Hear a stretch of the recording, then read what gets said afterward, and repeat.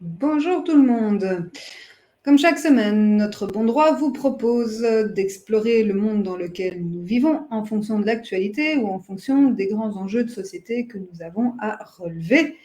Et aujourd'hui, nous continuons notre petite série sur le fonctionnement des institutions européennes et nous partons explorer la lettre C pour commissaire européen. Donc, on a vu la semaine dernière comment le président de la Commission européenne était désigné. Et nous avons également vu que la Commission européenne joue un rôle essentiel au sein de l'Union européenne en tant qu'organe exécutif chargé de proposer et de mettre en œuvre les politiques et les lois de l'Union européenne. Alors, une fois que le président de la Commission européenne est élu, le Conseil, en accord avec ce président nouvellement élu, adopte une liste de candidats au poste de commissaire européen. On va retrouver un candidat par État membre. Une fois cette liste établie, avant leur nomination, ces commissaires désignés vont devoir prouver qu'ils n'ont aucun conflit d'intérêts et ils vont devoir démontrer qu'ils maîtrisent le sujet du portefeuille pour lequel ils sont désignés.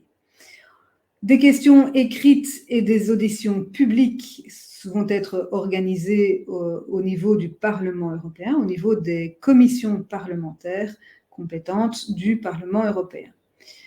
Les auditions publiques des commissaires désignés ont généralement lieu à l'automne qui suit les élections européennes.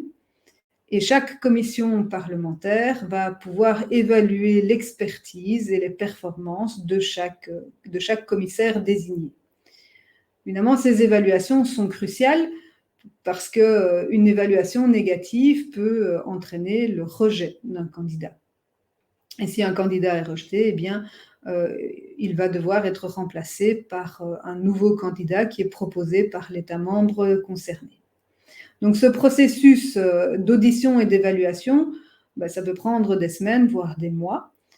Et si un État membre décide de changer de candidat ou si un candidat obtient une évaluation négative et donc n'a aucune chance de devenir commissaire européen, eh bien, de nouveaux candidats peuvent être proposés, mais jusqu'à ce qu'un candidat satisfaisant soit enfin trouvé. Donc, ça explique pourquoi ça peut prendre parfois des mois et des mois.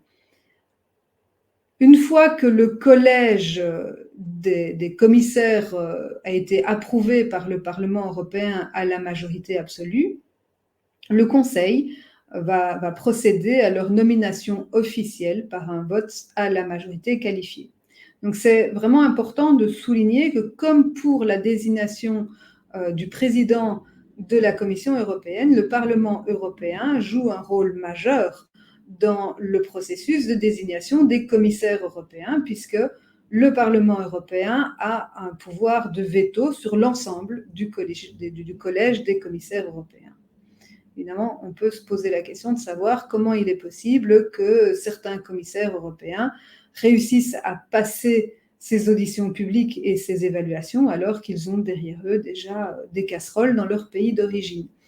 On pourrait se dire que ça montre toute l'importance d'avoir un Parlement européen fort, mais la question de se poser est de savoir ce que ça veut dire avoir un Parlement européen fort et surtout de se poser la question de savoir si on n'a pas atteint de nouveau des limites à la démocratie représentative. Alors, une fois que le collège des commissaires européens est entériné, ils sont nommés pour un mandat de 5 ans, ce qui correspond au mandat de la Commission européenne dans son ensemble et ce qui correspond au mandat du Parlement européen. Et là, les commissaires européens vont jouer un rôle essentiel au sein de l'Union européenne. C'est important de souligner qu'ils agissent tous dans l'intérêt de l'Union européenne et ils ne défendent pas les intérêts nationaux de leur pays d'origine, puisque Chaque commissaire européen est responsable d'un portefeuille spécifique, l'agriculture, le commerce, l'environnement, le RGPD. Et ce sont eux qui supervisent les politiques de l'Union européenne dans leur domaine spécifique. Ils peuvent proposer de nouvelles initiatives législatives, mais surtout, ils vont veiller à la mise en œuvre des politiques existantes. Donc ça, c'est vraiment leur rôle essentiel, puisque ce sont eux qui vont s'assurer que les règles et les lois européennes sont appliquées au sein de chaque État membre. Alors, si ce n'est pas le cas, lorsqu'un État membre ne se conforme pas à ses obligations légales, eh bien, le commissaire européen en charge de cette matière peut entamer ce qu'on appelle une procédure d'infraction. Alors, la procédure d'infraction va commencer par une lettre formelle de mise en demeure qui demande à cet État de se conformer à la législation de l'Union européenne dans un délai spécifique.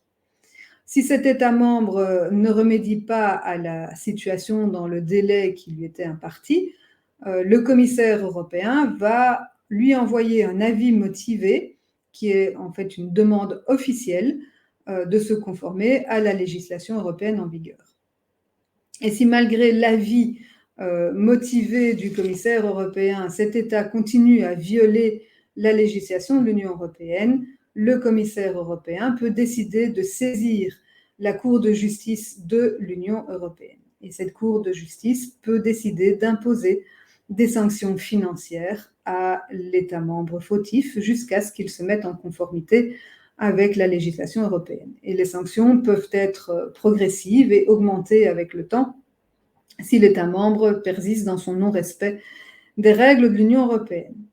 Alors évidemment, on pourrait se dire que c'est bien là la preuve que les États membres ont abandonné leur souveraineté à l'Union européenne, puisqu'ils n'ont même pas la possibilité de refuser de mettre en œuvre un règlement européen avec lequel ils ne seraient pas d'accord. Cela dit, je vous rappelle quand même que dans le processus législatif, le texte final qui est voté au niveau du Parlement européen va d'abord faire l'objet de négociations entre le Conseil, la Commission européenne et le Parlement européen. Ce qui veut dire que les représentants de chaque État membre participent au processus législatif et à l'écriture du texte final du début à la fin.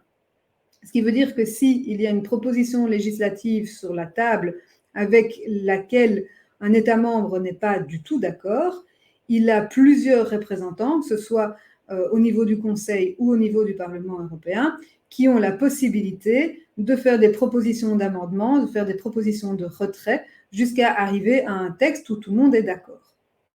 Et donc, ce n'est pas après qu'il faut venir dire « ah ben non, mais en fait, on n'était pas d'accord », c'est au moment de l'écriture de la législation que les représentants des États membres doivent faire entendre la voix de la population de cet État membre. C'était la petite parenthèse pour vous rappeler le processus législatif au niveau de l'Union européenne. Donc, les commissaires européens jouent un rôle essentiel dans la procédure d'infraction, puisque ce sont eux qui vont superviser les enquêtes, ce sont eux qui vont coordonner les actions juridiques, et ce sont eux également qui vont veiller à ce que les États membres se conforment aux obligations de l'Union européenne. Ça contribue, ces processus d'infraction contribuent à maintenir l'intégrité du cadre juridique de l'Union européenne. Alors encore une fois, moi je vous partage toutes ces informations sur le fonctionnement des institutions de l'Union européenne afin de vous permettre de vous faire votre propre opinion à ce sujet et surtout de vous permettre de réfléchir aux solutions qu'on pourrait trouver pour tout ce qui ne nous convient pas ou tout ce qui ne nous convient plus. Alors il nous reste la semaine prochaine encore à découvrir le fonctionnement d'une institution européenne qui est le Conseil. Et donc, je vous dis à la semaine prochaine, en pleine forme, pour terminer cette petite série sur le fonctionnement des institutions européennes. À bientôt!